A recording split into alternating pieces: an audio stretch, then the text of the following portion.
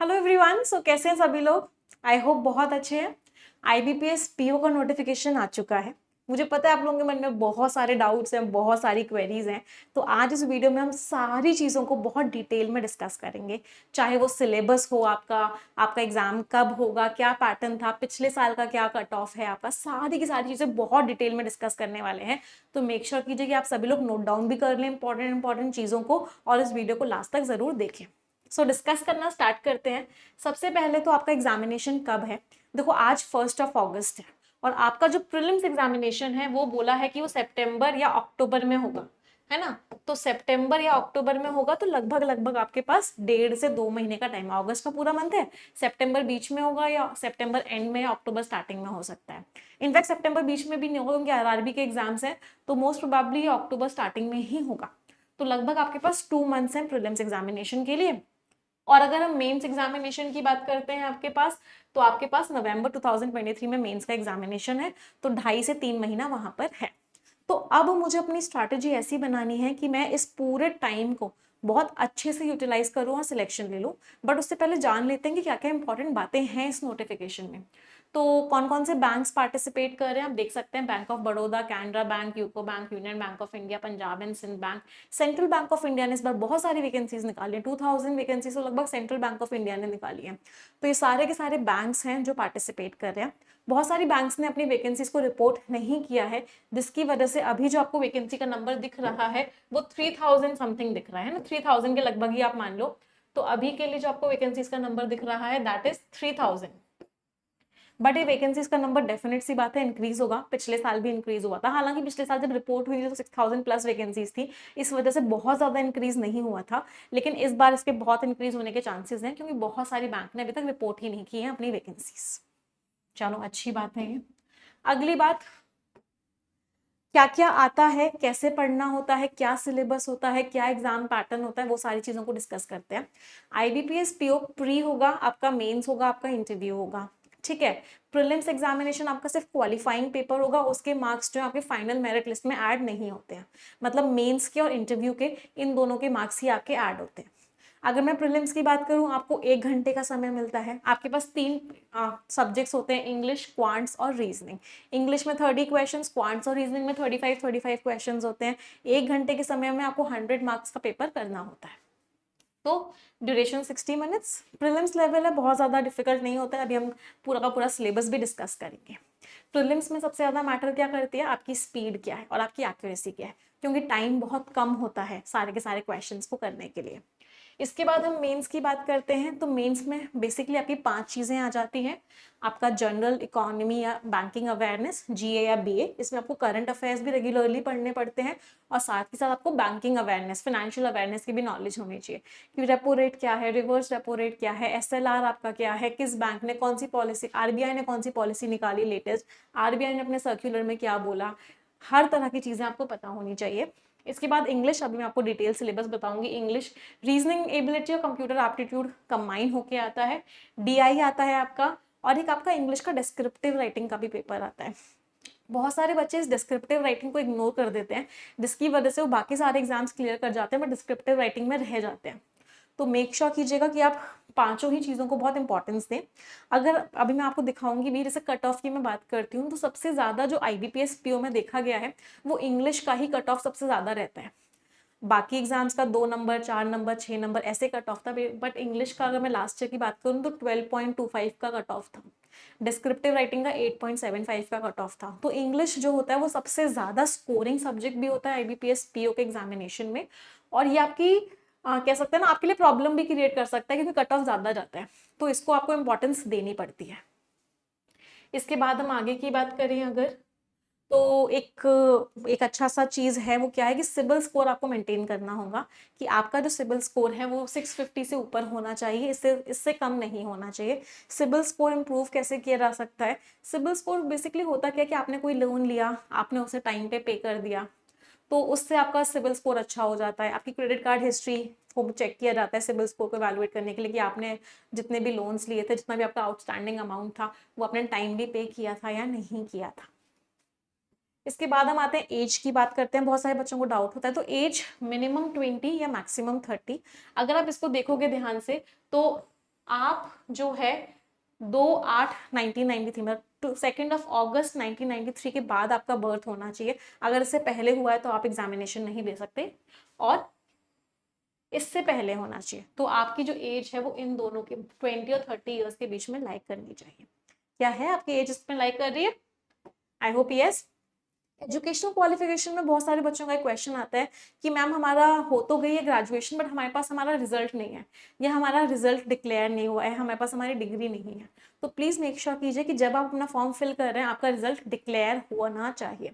अगर आपका result declare नहीं हुआ है फॉर्म फिल करते टाइम, तो वो माननीय नहीं होगा, वो वैलिड नहीं होगा। क्लियरली नोटिफिकेशन में दिया हुआ है कि कैंडिडेट के पास मार्कशीट या डिग्री सर्टिफिकेट होना चाहिए उस दिन जिस दिन वो अपना रजिस्ट्रेशन कर रहा है।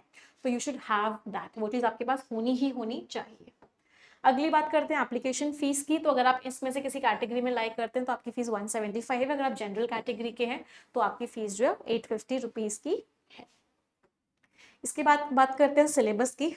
प्रीलिम्स के सारे चीज़ों की बात करेंगे सिलेबस में, मेंस में सबकी बात करेंगे। वैसे भी मैं पूरी एक स्ट्रैटेजी वीडियो भी आप लोगों के लिए लाऊंगी कि किस तरीके से हमें 3 महीनों में इस एग्जामिनेशन को क्लियर करना है, क्या हमारा टारगेट होना चाहिए, वो सारी चीज़ें मैं आपको बताऊंगी। बट अभी के लिए सिलेबस मैं आप लोगों को बता देती हूँ। सिलेबस क्या है?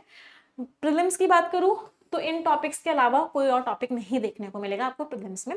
प्रीलिम्स बहुत स्ट्रेट सिंपल होता है इंग्लिश का, कि आरसी आएगा ही आएगा, क्लोज टेस्ट, पैराजंबल आएगा, ये 3 टॉपिक्स और एक ये एरर डिटेक्शन। ये 4 टॉपिक्स तो आपके जनरली आते ही आते हैं, आरसी, सीटी, पैराजंबल और एरर डिटेक्शन। इसके अलावा इनमें से कोई टॉपिक आ जाता है, कभी आता है कभी नहीं आता, कभी मैच द कॉलम आ जाता है कभी नहीं आता, कभी स्टार्टर आता है कभी नहीं आता, कनेक्टर आता है नहीं आता। तो ये पूरा का पूरा आपका प्रीलिम्स का सिलेबस है। ये आपका क्वांट्स का सिलेबस है। इसका पीडीएफ मैं आप लोगों को टेलीग्राम चैनल पे दे दूंगी, तो आप सभी लोग वहां से भी सिलेबस देख सकते हैं। सबसे ज्यादा इंपॉर्टेंट टॉपिक जो आईबीपीएस पीओ में क्वांट्स में देखे गए हैं वो है आपका एक तो परसेंटेज, एक आपका क्वाड्रेटिक इक्वेशन, एक आपकी number series, wrong number series या missing number series, profit and loss is also important, time and work, time and distance. तो यहाँ से आपको बहुत सारे क्वेश्चन देखने को मिलते हैं। तो ये सारे टॉपिक्स आपको इम्पॉर्टेंट हैं। फिर रीजनिंग का सिलेबस है, पजल्स के ऊपर भी अपना आपको कमांड बनाना ही बनाना पड़ेगा। सीटिंग अरेंजमेंट भाई पजल ही हो गया एक फॉर्म, इस पर कमांड बनाना पड़ेगा। सिलॉग्स के क्वेश्चंस बहुत सारे बच्चे गलत कर देते हैं, ये थोड़ा सा डिफिकल्ट टॉपिक होता है, तो इस पर आपको फोकस करना पड़ेगा। तो this is the syllabus for reasoning. Mains पे आ जाते हैं तो क्वांट्स का सिलेबस ये है, बेसिकली डीआई आता है। तो डीआई बहुत अलग अलग तरह के आते हैं, तो डीआई आपके ऊपर आपको बहुत कमांड बनानी होगी। फिर आपका अर्थमेटिक जहाँ पे इन्वॉल्व हो रहा होता है वो वाले क्वेश्चंस भी हमें मेंस में देखने को मिलते हैं। तो ये सारे के सारे टॉपिक्स हैं जो आपको बहुत अच्छे से मास्टर करने होंगे आपके मेंस के एग्जामिनेशन के लिए। इसके बाद जनरल अवेयरनेस में आपको current affairs at least last 3 months, और अगर हो सकता है तो लास्ट 6 मंथ्स का करंट अफेयर्स की आपको नॉलेज होनी चाहिए। Financial awareness, static awareness means banking के जितने भी टर्म्स हैं उन टर्म्स का क्या मीनिंग है, उन टर्म्स का क्या इम्पैक्ट पड़ता है, उनका क्या अभी डेटा चल रहा है, वो सारी की सारी चीज़ें आपको पता होनी चाहिए। ये आपका सिलेबस था प्री और मेंस का। रीजनिंग और कंप्यूटर एप्टीट्यूड, कंप्यूटर्स का बहुत ज़्यादा क्वेश्चंस नहीं देखने को मिलते हैं, और कंप्यूटर्स के बहुत बेसिक क्वेश्चंस ही देखने को मिलते हैं इन सारे टॉपिक से। और रीजनिंग वही पजल, सीटिंग अरेंजमेंट्स, सिलॉग्स, आपके ब्लड रिलेशंस, वही सेम टॉपिक्स चलते हैं। एक मेंस में आपका क्रिटिकल रीजनिंग वाला सेक्शन भी ऐड हो जाता है, बट उसके बहुत सारे क्वेश्चंस नहीं देखने को मिलते हैं, और वो इंग्लिश में ही कवर हो जाता है। अगर आपने इंग्लिश की तैयारी अच्छे से की है तो रीजनिंग में क्रिटिकल रीजनिंग वाला टॉपिक आप आसानी से कर लोगे। So this was the complete syllabus. Mains English का क्या होता है, मेंस में जो होता है बहुत सारे डायरेक्ट क्वेश्चंस नहीं आते, मिक्स्ड क्वेश्चंस आते हैं। तो हम लोगों ने अभी एक पूरा का पूरा एनालिसिस किया था कि इंग्लिश में मेंस में अभी तक क्या क्या आया हुआ है। तो हमें ये सारे के सारे पैटर्न्स आईबीपीएस, पीओ और क्लर्क के एग्जामिनेशंस में मिले थे। आरसी प्लस पीजे, पीजे प्लस सीटी, inference based questions, RC plus सीटी प्लस पीजे, अलग अलग तरह के क्लोज टेस्ट थे, 7 अलग अलग पैटर्न्स के क्लोज टेस्ट देखने को मिले थे। फिर parajumble plus phrase rearrangement plus आपका आरसी, ये पैटर्न देखने को मिला था। ये conclusion, assumption, vocabulary, para fillers, para completion, ये सारे पैटर्न्स देखने को मिले थे। डरना नहीं है इन पैटर्न्स को देख के। अगर आप परफेक्शन बैच में रेगुलरली आ रहे हो, जो रोज सुबह 8:30 बजे हो रहा है अनअकैडमी पे, तो आपको ये सारे पैटर्न्स मैंने ऑलरेडी करवाए हुए हैं और आगे मैं करवाती रहूंगी। तो डोंट वरी, इन पैटर्न्स का नाम देख के मत डरना, क्लासेस में रेगुलरली आना बस, तो ये आपको पैटर्न्स बहुत ईजी लगेंगे। Yes, so this was the complete syllabus. अब अगर मैं कट ऑफ की बात करूँ तो ये पिछले साल का कट ऑफ है, अगर आप देखोगे तो ये मेंस एग्जामिनेशन का कट ऑफ है आपका। तो आप देख रहे हो रीजनिंग का 4.75, आपका जीए का 2, डीआई का आपका 1 और इंग्लिश का 12.25 था। डिस्क्रिप्टिव का भी 8.75 का कट ऑफ था। तो इसका मतलब क्या है, इंग्लिश का कट ऑफ भी सबसे ज़्यादा रहता है और इंग्लिश जो है सबसे ज़्यादा स्कोरिंग सब्जेक्ट भी होता है। तो बाकी सब्जेक्ट्स में सबके मार्क्स एक जैसे आ जाते हैं, जो डिफरेंस क्रिएट करता है वो इंग्लिश करता है। अभी मैं आप लोगों को टेलीग्राम पे बहुत सारे स्कोर कार्ड्स शेयर किए थे जब रिजल्ट आया था लास्ट ईयर, तो आप लोगों ने देखा होगा मैक्सिमम बच्चों के मेंस में एग्जाम में जो मार्क्स आए थे 34, 35, 31, 32, 28, 29 मेंस में आउट ऑफ 40। तो इंग्लिश एक बहुत ही स्कोरिंग सब्जेक्ट बन चुका है और ये एक ऐसा सब्जेक्ट है जहाँ पे आप बहुत कम एफर्ट्स लगा के बहुत सारे मार्क्स गेन कर सकते हो। तो so this was the cut off. Cut off बहुत ज़्यादा नहीं था, इतने मार्क्स आप आसानी से स्कोर कर सकते हो। अगर मैं ओवरऑल कट ऑफ की बात करूं तो ओवरऑल कट ऑफ जो था अगर मैं एग्जामिनेशन में मतलब इंटरव्यू प्लस मेंस दोनों की बात करूं तो लगभग 49 पॉइंट समथिंग के आसपास था आउट ऑफ 100। मतलब 50% मार्क्स आपको कम से कम स्कोर करने ही थे, जिससे कि आपको एक मेरिट लिस्ट में आपका नाम आ जाए और आपको एक ऑफर लेटर मिल जाए।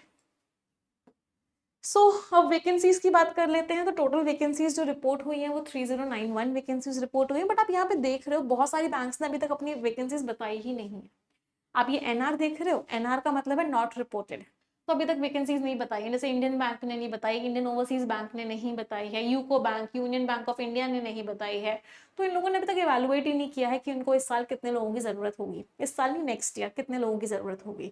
एक बार ये इवैल्यूएट कर लेंगे तो ये इनकी वैकेंसीज भी ऐड हो जाएंगी। तो लगभग लगभग मानना है कि अभी अगर 3000 वैकेंसीज आई हैं तो कम से कम ये 4200 या 4300 तक तो जाना चाहिए, कम से कम है ये। ज़्यादा और भी हो सकता है क्योंकि लास्ट ईयर 6000 प्लस वैकेंसीज आपकी थी। इस एग्जामिनेशन में मुझे आप सबसे सिलेक्शन चाहिए, IBPS PO में, और फिर SBI PO आएगा उसमें भी सिलेक्शन चाहिए मुझे आप सबसे, because I want you all to get the best of the jobs. Yes, मेरी गुड विशेज आप सभी के साथ हैं। वैकेंसीज आ चुकी हैं, IBPS क्लर्क की भी वैकेंसीज हैं, IBPS PO की भी वैकेंसीज हैं, आप लोगों का भी RRB PO का भी एग्जाम है, RRB क्लर्क का भी एग्जाम है। तो 4 नोटिफिकेशन या 4 एग्जाम्स में वैकेंसीज तो आपके पास हैं। इनमें से 1 या 2 तो आपकी बनती ही बनती है, प्रोवाइडेड कि आप अपनी जी जान लगाते। So are you giving your 100% to your preparation? Yes or no? Comment में मुझे ज़रूर बताइएगा। Thank you. देन ये हमारे क्वेरी नंबर्स हैं। इनफैक्ट निमिषा बंसल एप्लीकेशन पे आपको मॉक टेस्ट भी हम प्रोवाइड कर रहे हैं, IBPS PO का, IBPS क्लर्क का। तो मेक श्योर करो कि वो मॉक टेस्ट भी आप लोग दे दो, फ्री मॉक टेस्ट है, जिससे कि आपको आइडिया लगे कि किस तरह का एग्जामिनेशन आता है। Thank you everyone.